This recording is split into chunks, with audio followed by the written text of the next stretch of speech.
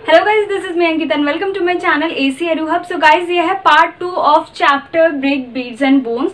तो अगर आपने फर्स्ट पार्ट नहीं देखा है तो उसको जाके जरूर देख लीजिए। इससे पहले जितने भी टॉपिक्स थे उसको मैंने उस वीडियो में कवर किया था एंड इसमें कुछ और पार्ट्स रह गए कि डिक्लाइन कैसे हुआ, कैसे खोजा गया, इसको हम इस पार्ट में डिस्कस करेंगे। ठीक है, तो बिना किसी देरी के चलिए शुरू करते हैं। तो इस टॉपिक में अभी क्या क्या रह गया है। फर्स्ट थिंग कि जो हड़प्पा का जो डिक्लाइन है वो कैसे हुआ। सेकंड, उसको कैसे मतलब खोजा गया, ठीक है, मतलब कैसे डिस्कवर हुआ। And third thing is the problems, क्या क्या प्रॉब्लम्स थे क्लासिफाई करने में, ठीक है। आर्किटेक्ट्स को प्रॉब्लम्स कौन कौन से आए वो देखना है, ठीक है। तो फर्स्ट है कि एंड कैसे हुआ। अब देखो, इससे पहले हमने 3 टाइप के लाइफ देखे थे, economic, social and political life. हमने राजा वाजा का देखा था, फिर हमने देखा था कि कैसे उनके सेटलमेंट्स थे, कैसे क्राफ्ट्स थे, तो सब उनका एक प्रोपोर्शन में होता था, ठीक है। तो इन सब चीज़ों को हमने देखा था। तो हमने एक टाइमलाइन देखा था दैट 2600 BC टू 1900 BC। तो 1900 BC तक ऑलमोस्ट सब कुछ खत्म हो गया था। 1800 BC से आते आते हमने देखा कि पूरा ही खाली हो गया था, वो एक सेटलमेंट एबेंडन हो गया था।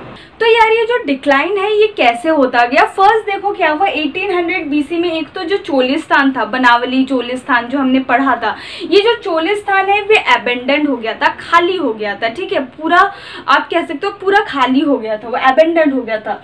एंड दूसरी चीज ये हुई थी एक्सपेंशन ऑफ पॉपुलेशन। तो जैसे गुजरात जैसे स्टेट में, हरियाणा में, यूपी में, तो उस इन जगहों पे जो जो सेटलमेंट्स थे वहां पे एक्सपेंशन होने लगे थे पॉपुलेशन के। अब पॉपुलेशन एक्सपैंड होंगे, रिसोर्स कम पड़ गए, तो क्या हो रहा था, वो धीरे धीरे डिक्लाइन की तरफ जा रहा था, ठीक है। 1900 BC में क्या हुआ था, ट्रांसफॉर्मेशन होना शुरू हो गया था, क्योंकि हम 1800 BC तक देखते हैं कि ऑलमोस्ट सब कुछ खाली हो गया था, एक्सपेंशन हो रहा था पॉपुलेशन में। एंड 1900 में हम देखते हैं कि कैसे वो जो चीज़ें बनाते थे ना, उनकी जो मतलब मटीरियल्स होते थे, एक अलग उनका स्टाइल होता था, प्रपोर्शन होता था, उसमें चेंजेस आने लगे, ठीक है। जैसे मैंने यहाँ पे लिखा भी है ट्रांसफॉर्मेशन इन मटीरियल कल्चर। तो इनका जो कल्चर था उसमें चेंज आने लग गया था, ठीक है। और क्या हुआ था, और काफी सारे रीजंस दिए गए थे जिसकी वजह से हो सकता है कि डिक्लाइन हो, ठीक है। तो काफी लोगों ने काफी सारे यहाँ पे क्या दिए थे, अपने ओपिनियंस दिए थे। किसी ने कहा था क्लाइमेट चेंज हो गया होगा। यस, ऑफ कोर्स हो सकता है, क्लाइमेट चेंज की वजह से कितनी सारी चीज़ें हो सकती है। हम देखते हैं कि क्लाइमेट चेंज की वजह से अभी भी हमें कितना प्रभाव ज़्यादा पड़ता है। तो किसी ने बोला क्लाइमेट चेंज की वजह से हुआ, किसी ने कहा कि डिफॉरेस्टेशन की वजह से हुआ, ठीक है। पेड़ वेड़ काटना, इन सब चीज़ों की वजह से क्या हुआ, डिफॉरेस्टेशन हुआ होगा, इससे क्लाइमेट चेंज हुआ, इससे और भी काफ़ी सारे हुए होंगे इसमें मटीरियल। थर्ड, आर्यन विलर ने बोला था आर्यन इन्वेजन हो सकता है। अब आर्यंस कौन है, आर्यंस अब अभी अगर देखें तो नॉर्थ इंडिया में ना बेसिकली आर्यंस है। आर्यंस जो है वो दूसरे कंट्री से आए होंगे एंड उन्होंने क्या किया, उनको मार दिया होगा, तो आर्यन की इन्वेजन हुई होगी जिसके लिए डेथ हो गया होगा लोगों का। तो ये REM विलर का कहना था, ठीक है, REM विलर, ओके। एंड उसके बाद और एक जो है फ्लड आया होगा, ठीक है। तो फ्लड जो है वो आ सकता है एंड फ्लड से जो लोग हैं वो मर गए होंगे। तो ये भी एक वैलिड पॉइंट है, ये दिया था दयाराम साहनी ने, ठीक है। किसी ने बोला था ड्रॉट आ गया, क्योंकि एक नॉर्दर्न एरिया है, यहाँ पे ज़्यादा बारिश तो होती नहीं है, तो हो सकता है कि ड्रॉट आ गया हो। किसी ने कहा फ्लड आ गया हो, तो इससे डिक्लाइन हो गया। तो हमें पक्का तो कुछ नहीं पता कि हुआ क्या था एक्चुअली, बट हमने काफ़ी सारे यहाँ पे अपने अनुमान लगाया, अपने ओपिनियंस दिए हैं कि ऐसे हो सकता है अकॉर्डिंग टू द एविडेंसेस जो मिले हैं, ठीक है। तो अब हमें देखना है कि हड़प्पा की डिस्कवरी कैसे हुई थी। हालांकि हमें फर्स्ट में पढ़ लेना चाहिए था, बट ये जो टॉपिक है लास्ट में दे रखा है। तो हड़प्पन सिविलाइजेशन जिस टाइम पे डिस्कवर हुआ है उससे पहले ही हो जाना था, बट कुछ गलतियों की वजह से नहीं हो पाया। तो क्या हुआ था, शुरुआत में कनिंघम नाम के एक डायरेक्टर जनरल थे, Cunningham, director general of ASI। तो ये फर्स्ट डायरेक्टर जनरल थे ASI के एंड इनके मेन इंटरेस्ट पता है किसमें था, अर्ली हिस्ट्रीज में। तो इनको अर्ली हिस्ट्री में काफ़ी ज़्यादा दिलचस्पी थी इनको, हम कह सकते हैं। तो कनिंघम को मिड 19th सेंचुरी में ही क्या मिला था, कुछ एविडेंसेस मिले थे, ठीक है, कुछ आर्टिफैक्ट्स मिले थे।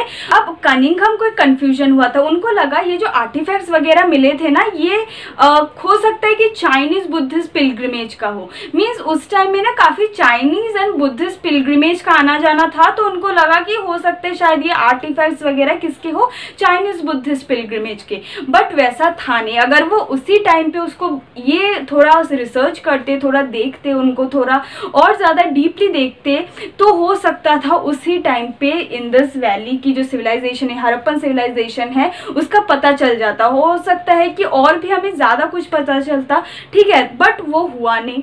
तो कनिंघम फर्स्ट डायरेक्टर जनरल थे एंड उनको वो आर्टिफैक्ट्स मिले थे, फिर भी उन्होंने उनको अनदेखा किया, उनको कंफ्यूज हो गए थे वो। तो ये थे कनिंघम्स कंफ्यूजन। उसके बाद है सेकंड है जॉन मार्शल। अब जॉन मार्शल आए, ठीक है, जॉन मार्शल भी थे director general of ASI and इनको काफ़ी ज़्यादा एक्सपीरियंस था, वर्किंग एक्सपीरियंस था ग्रीस में, क्रेटा में। तो इनको वैसे ऑलरेडी एक्सपीरियंस था एंड ये इंडिया में काम करने आए थे, ठीक है। फिर इनको जब ये आर्टिफैक्ट्स मिला, फिर उन्होंने क्या किया, इसको डिक्लेयर किया कि येस, उन्होंने एक डिस्कवरी की कि ये जो है किसी नए सिविलाइजेशन की है। तो इन्होंने जो है जॉन मार्शल, ठीक है, तो इन्होंने जो इनका बहुत ज़्यादा इंपॉर्टेंट रोल है for the discovery of the Harappan civilisation. साथ में इन्होंने ये भी बताया ये कंटेम्प्रेरी है मेसोपोटामियन सिविलाइजेशन का, ठीक है। तो इन्होंने ये भी बताया कि एक कंटेम्प्रेरी सिविलाइजेशन भी थी इसके सामने, ठीक है। तो ये जो मेन डिस्कवरी है कि इन्होंने की थी, जॉन मार्शल ने इनको डिक्लेयर किया था। बट मिल तो ये काफी पहले गया था, ठीक है। एंड काफी और आर्कियोलॉजिस्ट थे जैसे दयाराम साहनी, रखालदास बैनर्जी, इनको भी सील्स वगैरह मिली है, इन्होंने भी डिस्कवरी की है, ठीक है। एंड इसके साथ REM व्हीलर भी थे। अब देखो ये पहले कनिंघम, फिर जॉन मार्शल, इसके बाद REM व्हीलर। तो जॉन मार्शल ने एक गलती की थी, उन्होंने ये किया था जब उनको एविडेंस आर्टिफैक्ट्स वगैरह मिले थे, उन्होंने जो है स्ट्रैटिफिकेशन कैसे किया था, हॉरिजॉन्टली ना रेगुलर लेवल। मीन्स अगर ये एक लैंड है, ठीक है, इसमें उसने कैसे किया था, जॉन मार्शल ने ऐसे हॉरिजॉन्टली ना रेगुलर लेवल, ठीक है, मीन्स एक ही लेवल में। बट ये जो मिस्टेक है इसको किसने सुधारा, REM व्हीलर ने। इन्होंने क्या किया, उन्होंने स्ट्रैटियोग्राफी के हिसाब से किया। जैसे मान लो ये जो है माउंट, ये ऐसा है, ठीक है, मीन्स इसका क्या है कि हॉरिजॉन्टली ना काट के उसे उसी हिसाब से काटा जिस हिसाब से वो है। तो REM व्हीलर ने यही किया था कि वो जो माउंट है उसको उस स्ट्रैटियोग्राफी के हिसाब से काटा था, ठीक है। उन्होंने रेगुलर नहीं काटा था, उनको उसी हिसाब से काटा था जिस हिसाब से वो लेयर था, ठीक है। तो ये इस प्रॉब्लम का जो था, जॉन मार्शल ने जो प्रॉब्लम किया था उसका रेक्टिफिकेशन किसने किया, REM व्हीलर ने कर दिया। साथ में और एक्सकैवेशन के साथ साथ और भी काफी पता चला, जैसे पाकिस्तान में, अफगानिस्तान के बारे में, जो गुजरात है, राजस्थान है, उसमें काफी सारे सेटलमेंट्स के बारे में पता चला, उसमें काफी एविडेंसेस मिले। तो ऐसे करके डिस्कवरी हुई। अब इसके बाद है प्रॉब्लम्स। अब आर्कियोलॉजिस्ट को ना काफी ज्यादा प्रॉब्लम हुई थी उनको क्लासिफाई करने में, उनको पहचानने में, जो एविडेंसेस आर्टिफैक्ट्स मिले थे। तो एक तो क्लासिफाई करने में, तो उन्होंने दो टाइप में क्लासिफाई किया।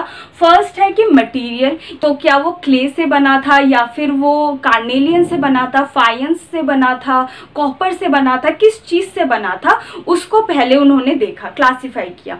उसके बाद उन्होंने क्या देखा, फंक्शन, कि ये जो चीज है, मान लो कॉपर मिला है, कॉपर का कोई यूटेंसिल मिला है, तो ये फंक्शन क्या था, क्या ये इसका फंक्शन घर में था या रिचुअल पर्पस के लिए था। तो इन्होंने इसको ऐसे क्लासिफाई किया था। तो first on the basis of material, second वो चीज की फंक्शन क्या है, ठीक है। तो जैसे ग्रेट बात मिला था, अब उनकी फंक्शन क्या है, वो बेसिकली रिचुअल पर्पस के लिए है, ठीक है। तो ऐसे करके इन्होंने क्लासिफाई किया था। बट उनको इंटरप्रिटेशन में काफी ज्यादा दिक्कत आई थी। अब कुछ सामान मिले थे, जैसे एक लेडी का फिगर मिला था जो मिट्टी से बना हुआ था, टेराकोटा फिगर कहते हैं उसको, टेराकोटा फिगर ऑफ वेमेन। तो एक फिगर मिला था टेराकोटा का, मीन्स मिट्टी का बना हुआ वेमेन का, जिसमें ज्वेलरी वगैरह लगे हुए थे। तो उनको उसे समझ नहीं आया, वो चीज उनको समझ नहीं आया, तो उन्होंने क्या किया, उसको रिलीजियस में दे दिया, रिलीजियस कैटेगरी में डाल दिया, और उन्होंने कहा कि हो सकता है ये मदर गॉडेस हो। हालांकि हमें ये नहीं पता वो पक्का क्या है, बट उन्होंने उनको क्या कर दिया, classify as a mother goddess. फिर एक प्रिस्ट किंग की जो है एक मूर्ति मिली थी, ठीक है, राजा किस, सन्यासी राजा कुछ ऐसे कहते हैं हिंदी में। तो प्रिस्ट किंग का एक उनको मूर्ति मिली थी जो कि एक हाथ उनका नहीं है, शॉल लगाया हुआ है, ठीक है, एक ऐसी मूर्ति मिली थी, तो उन्हें लगा वो राजा है, ठीक है। तो ऐसे करके इन्होंने क्या कर दिया, इनको क्लासीफाई कर दिया। तो जो चीज़ें उनको ज़्यादा समझ नहीं आया उसको रिलीजियस कैटेगरीज में डाल दिया उन्होंने। उसके बाद और भी जैसे मिले थे कि ग्रेट बात मिला था, ठीक है। तो ये पिछले फर्स्ट वीडियो में जो फर्स्ट पार्ट है उसमें मैंने ऑलरेडी डिस्कस किया कि ग्रेट बात क्या है, रिचुअल पर्पस के लिए यूज होता था, ठीक है। तो ये ग्रेट बात जो है इनको कालीबंगन में मिला था, तो ये तो रिचुअल पर्पस के लिए था, तो उन्होंने उसको रिचुअल पर्पस की कैटेगरी के लिए डाल दिया था। और भी काफी वो मिले हैं, एविडेंसेस मिले हैं, जिससे ये पता चला है कि ये नेचर को काफी ज्यादा मानते थे। जैसे वो मिले हैं, सील्स मिले हैं, ठीक है। अब सील्स क्या होता है, सील्स देख लो, सील्स जैसे कोई स्क्वायर टाइप का अगर कोई आप मटेरियल ले लो, एंड वो किससे बना होता था, टेराकोटा वगैरह से। सील्स में कुछ प्रिंट्स वगैरह वो करते थे, तो उसमें हमें प्लांट की मोटिव्स मिले हैं, ठीक है, प्लांट की जो है प्रिंट मिले हैं उस पर, तो उससे हमें पता चलता है कि वो नेचर की भी पूजा करते थे। साथ में वन हॉर्न यूनिकॉर्न का भी सील मिला है। देन प्रोटो शिवा का लिंग वो मिला है, हमें सील्स मिले हैं, लिंगास मिले हैं, ठीक है। तो लिंग वगैरह जो है ना, शिवा के लिंग वगैरह ये सब मिले हैं। तो इससे हमें ये सब पता चलता है कि रिचुअल पर्पस में भी इनका काफी ज्यादा एक्टिव रोल था, ये नेचर को पूजा करते थे। और इंटरप्रिटेशन में भी काफी प्रॉब्लम्स थी, जैसे उन्होंने ये बता दिया कि ये मदर गॉडेस है, ये किंग है, बट हमें करेक्टली नहीं पता ये है भी या नहीं भी, ठीक है। तो एक और इंटरप्रिटेशन है, जैसे प्रोटो शिवा का इंटरप्रिटेशन दिया था। तो ऋग्वेदा में एक टर्म है रुद्र, ठीक है, एंड जिसका मतलब क्या है, शिवा, बट इनकी जो पोर्ट्रे थी, ठीक है, उन्होंने जैसा पोर्ट्रे किया था वो मैच नहीं हो रहा था, जो ऋग्वेद के हिसाब से वो मतलब मैच नहीं हो रहा था, ठीक है। तो उसमें भी इंटरप्रिटेशन में प्रॉब्लम्स थी। तो हमें एक्चुअली ना चीजें नहीं पता, हमने एविडेंस के हिसाब से उसको हमने क्लासिफाई किया है। तो कुछ चीजें हो सकता है कि ठीक सही है, बट सारी चीजें हमें करेक्टली नहीं पता। तो प्रॉब्लम इंटरप्रिटेशन की यही थी, ठीक है। So with this I hope आपको ये चैप्टर समझ आया हो। तो फर्स्ट पार्ट अगर आपने नहीं देखा है तो जरूर जाके देख लेना। एंड इस पार्ट में हमने बस लास्ट के ये डिस्कवर कैसे हुई थी, इंटरप्रिटेशन की क्या प्रॉब्लम्स थी, एंड जो हमने देखा कि डिक्लाइन कैसे हुई, इन सबको देखा। आई होप आपको समझ आया हो। अगर कोई भी डाउट है तो आप नीचे कमेंट सेक्शन में बताइए। एंड अगर ये वीडियो पसंद आया तो इस चैनल को सब्सक्राइब कर देना, इस वीडियो को लाइक कर देना। एंड हम मिलते हैं अगली वीडियो में। Till then stay tuned, bye bye.